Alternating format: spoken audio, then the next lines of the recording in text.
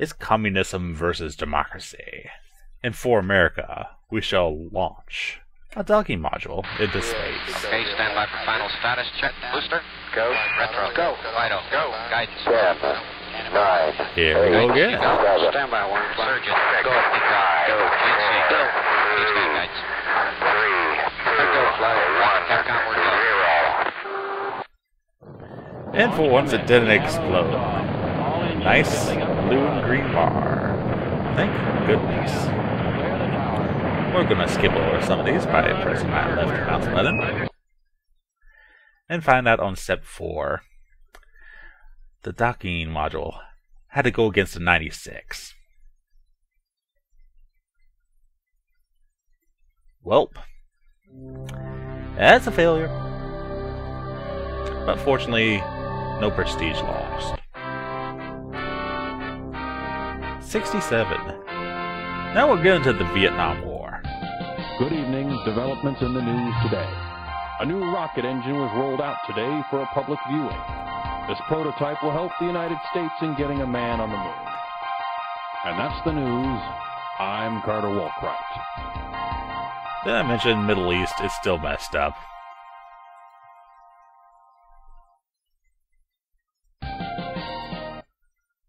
And no, we're still not going to fix the Titan program. So what are we going to do?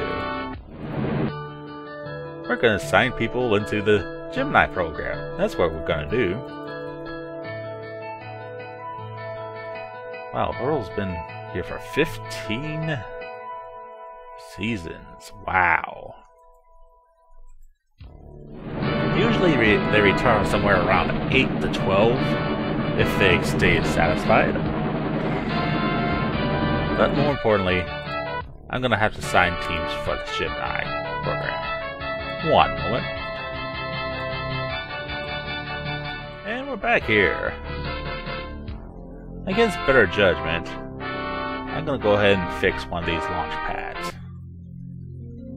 The less expensive one, obviously. And assign multiple missions. Yes. There we go. Assign our lovely crews.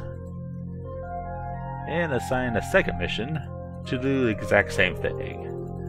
One of these missions has got to succeed. Or at least look good.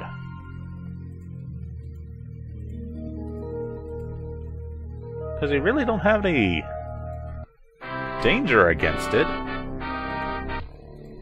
It's just that stupid things keep on happening. Also, I'll need Gemini capsules. And Saturn rockets.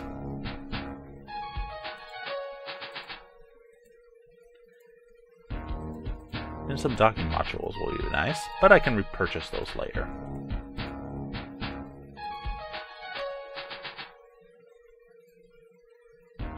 And for good measure, let's take care of that cricket module. So we actually have some cash. And our safety factor is going up nicely. But my job performance is looking bad. Johnson's gonna whoop me. What are the Soviets up to, Joe? Oh my! They're going for the direct approach.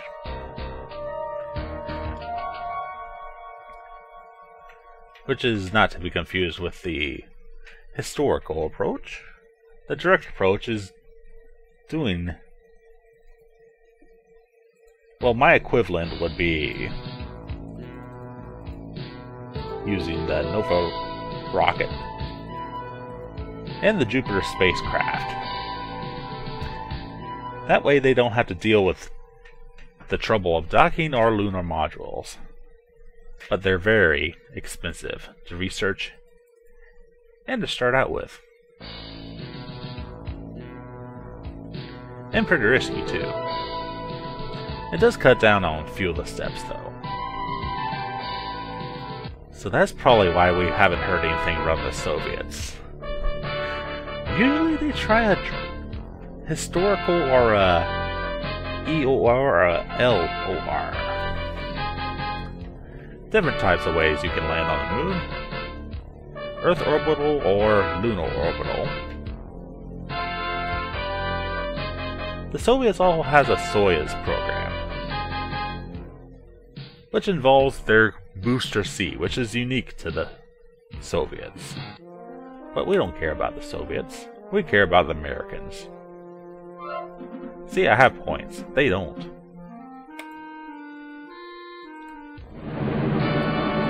Anyway, let's go ahead and end this turn here. Good evening. Developments in the news today. The United States space program was honored today by the visit of the Prime Minister of England. And that's the news. I'm Carter Wolfright. And no Titans for you. So that's good news. At least England likes me. Actually, no one gives a darn about England. And for the future, I'm going to assign the mission to test out that LM. Not going to add any additional steps to it, because we don't need any more risk than we already have.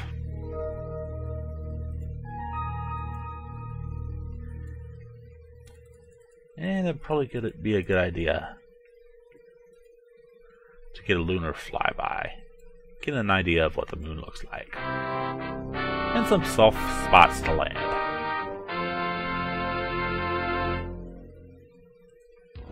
Anything else we can research? Maximize that safety. Because you can never have enough of the safety dance.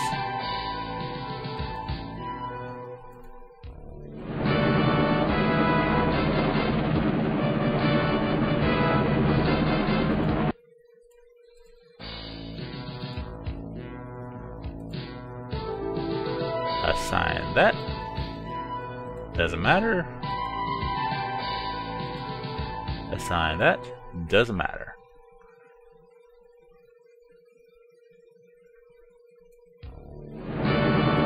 And we'll leave those at the default. October and December. And when we come back, we'll see how my tests go. And if anybody else dies. Even with maximum safety, you can never be safe in space.